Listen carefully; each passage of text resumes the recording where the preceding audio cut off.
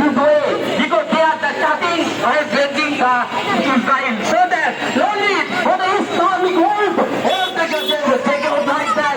Like this is possible, it is not acceptable, it is not tolerable, it is not standable. So that they have to say Allah and boycott all types of communities. Though they are communities for life. Okay, I know better, about the better. There are all types of things for life.